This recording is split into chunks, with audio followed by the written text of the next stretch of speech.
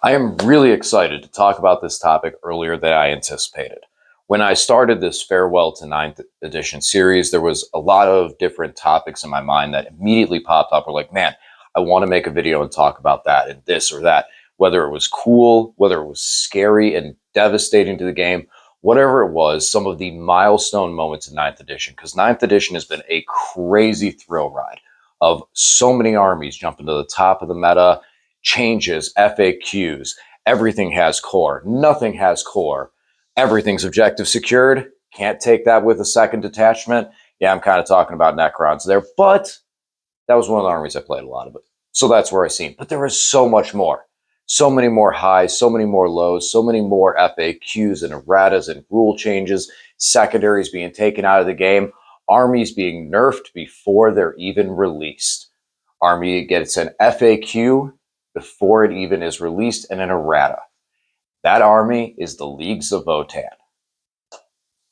I don't know if any other army in this game has ever had an FAQ or errata. I think this was the very first time that an army presented an FAQ and errata to its points, basically, before it was even released.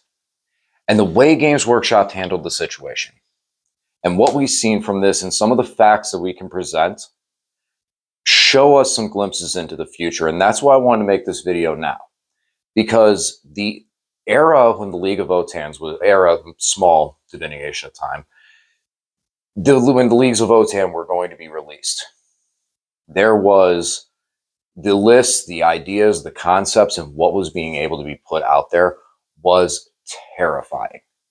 And it was recognized very quickly. So with that being said, right recently, we had at the Games Workshop event, playtesters and games being played out of 10th edition. And I feel like from the past, we can learn of what to expect in the future. And this is a time that really, really holds true. With this event and the Leagues of Votann release, we can see how things tentatively can be handled with Games Workshop. And in the end of it, I mean, I forgive them for how they are doing this. And I appreciate the effort that Games Workshop is putting forward in changing this product entirely. From how we play it, how we read it, the learning curve of the game, resetting their game right now, and taking a complete try and stab at a 10th edition system to bring new gamers into the game. Games Workshop cares about their game. That doesn't mean they're going to be perfect with everything that they execute. And I think that the Warhammer Fest was showing something that it said, nice attempt, GW, but it's going to take some work at that one. And I'll cover that in a minute. And I think the Leagues of Votann help support my point with that. First things first with this video, this is a Farewell 9th edition video on my channel, Tim's Nation. Welcome back, all my 40K fanatics out there. I'm glad you guys have tuned in. Thank you for all the support. We just cleared 700 subscribers, and I still got a lot of learning. I still have to figure out some things on how to make this something I can do more full time. And it's a new process. So I appreciate all the support right now while I'm figuring things out. Very passionate about the game. And honestly, I just love recording these videos and love talking 40K and seeing everyone's comments and responses. So this is one that I enjoyed this entire time frame. Now, I'm not a League of Votann player. I have Lane for that. Lane has played these guys since they were released. Man, he churned out the army that you see painted on the channel is as detailed and fine as it looks. Some of my armies, the camera, and I appreciate you guys, thank you for the compliments, but the camera on some of them make them look a lot better than they actually are. And I need to work on my camera and get it set up because some of my ones that look really nice don't come through as well. Me and Lane are working on that. But Lane's models are as detailed as they seem. And he churned that thing out fast. If you're on the East Coast and you're in like Ohio, Michigan, Toledo area of tournaments, we show up once in a while. His army is very nice. Make sure you check it out. The other positive thing is I've had a lot of exposure to the League of Votann. I know what they can do, probably better than some people who have played Votann play Votann as a second army. How many times I've faced Lane, and I don't mean anything. I'm not an ego on this at all. But man, there's some times where me and Lane were going like 3 times a week, and Votann, Votann, Votann. And that being said, I've taught him basically every unit in the Necron army in exchange. Now, when the whole point and the whole topic of this video is when Leagues of Votann was released. And I just got sent down the spiral of how fast Lane got that army painted. It was amazing. Great job, dude. But with the Leagues of Votann, Games Workshop realized that they had made a mistake.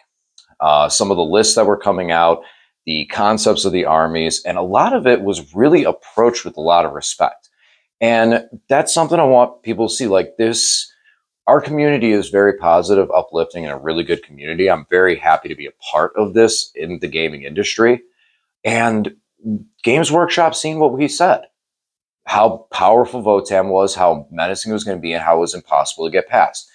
And they released a video, and I urge everyone to go watch it. It was hilarious. I don't know if I would be able to add it in here, but I will link it down in the description so you guys can check it out. It was called James Workshop.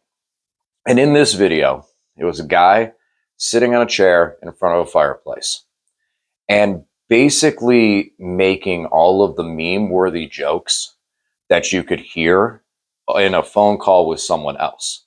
Things like, well, Votann haven't won a tournament in X amount of years. Figure we just give them a leg up.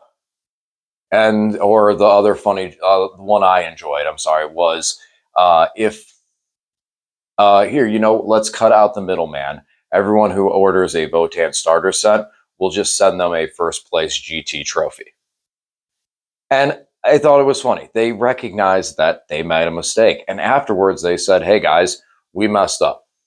Like when after their comedy, they said it straight. We messed up. We want to get this out there and let you guys know what we're doing right off rip. So people who are planning their army, planning purchases, and planning sales can retool their lists and everything and change what they're purchasing. Games Workshop basically could have let it ride, destroyed the game, destroyed the meta. We still would have played. But we would have played in a toxic meta where Votann would have destroyed everything, only to see it nerf or FAQ'd. But when the players who play the game, who are not playing Votann, are getting annihilated, getting absolutely destroyed. And so it's making a not fun experience for them. So the longer you wait to FAQ it or errata it, then the worse and more toxic and a poor environment we continue to have. But if you FAQ or errata it too quickly, you anger the Votann fans who bought these units and played this army in the same way that Guard was upset many, many years ago. Games Workshop learned from this. They released the Imperial Guard Codex only to then nerf it in the ground. I can't remember the exact edition it was. I want to say it was the 8th edition deck. Someone can comment down below and let me know. I believe it was the 8th edition Codex that upon release, a month later, they released an FAQ. And because of that, Games Workshop has released the advanced, we got to see a lot more with this edition, them sticking to a release schedule for FAQs, erratas, and stuff like that. So if the environment is hurt, we just have to wait till that point for it to get changed. And I like that. I like that because you can't knee-jerk at every response and see that there's a problem with an army. That wasn't the case with Votann. Votann was running triple Hecaton and smiling, and there was nothing we were going to be able to do. So instead of Games Workshop getting the cheap sales and angering the Votann players, or getting the cheap sales, putting out the army, and angering the rest of the gaming environment because they did this and this exists, they cut into their pocket and said, hey, go ahead and cancel your pre-order or don't pay for wherever time frame we were in. Just, you may be upset, oh, the Hecaton got dropped, but at most you have to change your roster. You're not losing money, especially with how much stuff is increased. So I appreciate the Games Workshop is really trying to do and create a better game.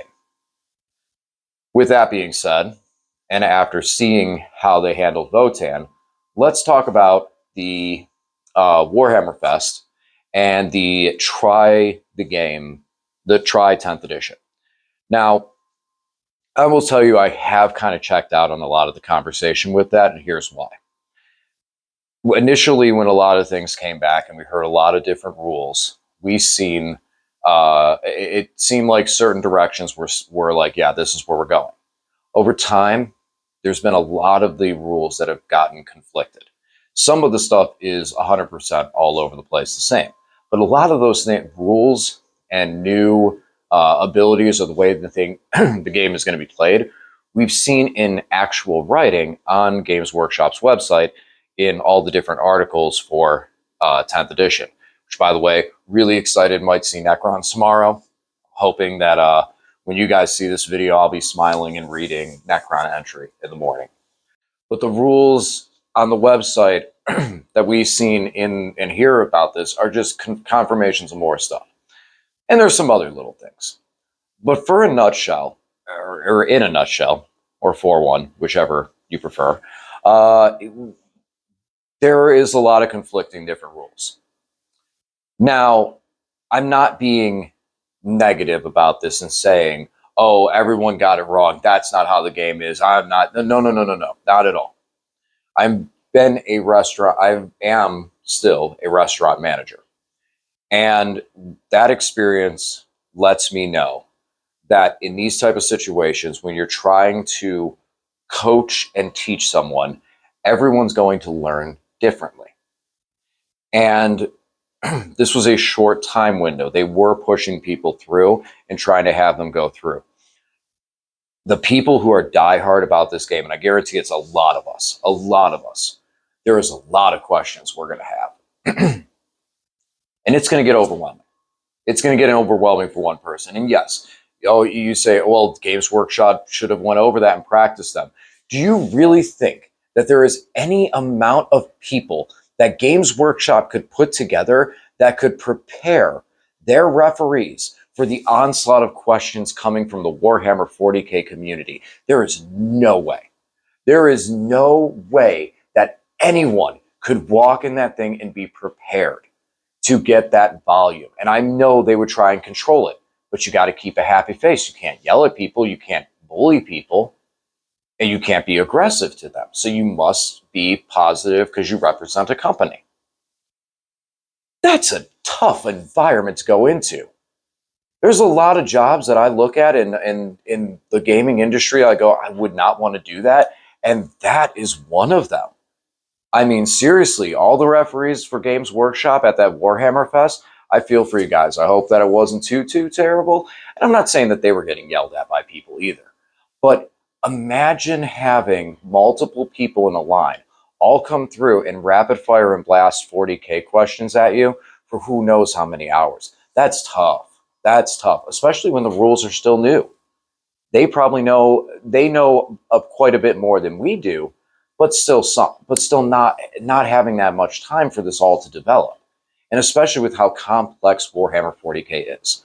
They say a simpler rule system, and I believe them, but there's still going to be interactions within their rule book that they may have missed. And Votann shows us this. Votann shows us that Games Workshop can go so far with producing the game, but until it's put into our hands, it can't fully take shape. They need the tournament data. They need the player data. They need to see what we can bring to the table and how we beat it. Because in the game is some of the best Warhammer 40K minds to ever be in the game. And I'm glad that I can call some of them my friends. And I've gotten to play with them and work with them. And right now, those people are the ones that are thrilled with the growth. They're happy with the growth of it. And they're happy to reset again. Because the game is taking better and better shape when it's put in the players' hands and we get time to collect data. Another fact that I want to point out too, one of the flubs that happened, if you guys remember the Arcs of Omen preview, when we got the Arcs of Omen, there was a game that Games Workshop played on Warhammer Plus. And during that game, there was a couple of rules. I believe something about who went first, I believe was where it was tied into, that were incorrect when Arc of Omens actually hit. So people are going to make mistakes. If they make a mistake on a video, we've made mistakes in games. You know, we're not perfect. This game has a lot of rules. Mistakes happen. But the referees, they're going to make mistakes. You know, there's going to be some things that are going to be rule snags and stuff like that. It was a great attempt by Games Workshop by all means. And they, from what they've shown us, they learn a lot. They were learning a lot from doing this. So yeah, I mean, you can say, oh, he's being a Games Workshop fanboy, or oh, look, I'm trying to resume Games Workshop. First of all, Games Workshop offered me a job doing exactly what I'm doing right now. Yes, I would take that. Absolutely. Not even a question. But aside from that, I'm going to call a spade a spade. Games Workshop is trying. They're out there being a business and trying things in their business and promoting their business. Think some things don't exactly pan out, but guess what? Now, the next time that they do a learn to play, we might get a learn to play mid edition at Warhammer Fest when they go and release an equivalent chapter approved in those areas. And they'll know how to do it better. And we're going to walk away with a lot cleaner experience of what that game is. Because we too need to learn what's those important questions that we'll need to know, and there'll be less of them too as the edition grows. So I look forward to it. And, you know, it's going to be really, really nice just to see how Games Workshop started to get it right towards the end of the edition on how things should be balanced. How are they going to do when they do a fresh start, when they have a fresh start on this whole thing? I look forward to that. That's going to be kind of cool.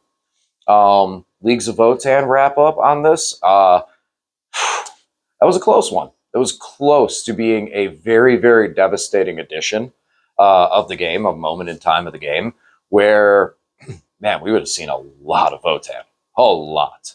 I feel like they're underrepresented. I don't see as many Votann, even though I play Lane. It's kind of a blessing. Lane's Votann is like some people's Sisters of Battle matchup, Adeptus Sororitas.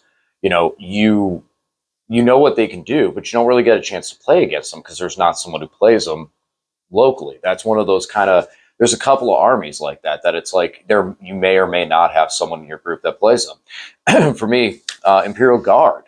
Imperial Guard was it. Yeah, you know, there was this little flag that apparently they have that just burns my Catans, and that'll be enough for today. I'm getting off topic. Guys, I hope you enjoyed some of this. Leave a comment down below. What you guys think was Warhammer Fest a success? Was it, do you agree with me in the sense that it's like, okay, it wasn't that they didn't do it perfect, but we're glad they're doing it? Or do you have a different opinion about it? Please subscribe to the channel if you haven't already. I'll talk to you guys again soon. Thanks for watching.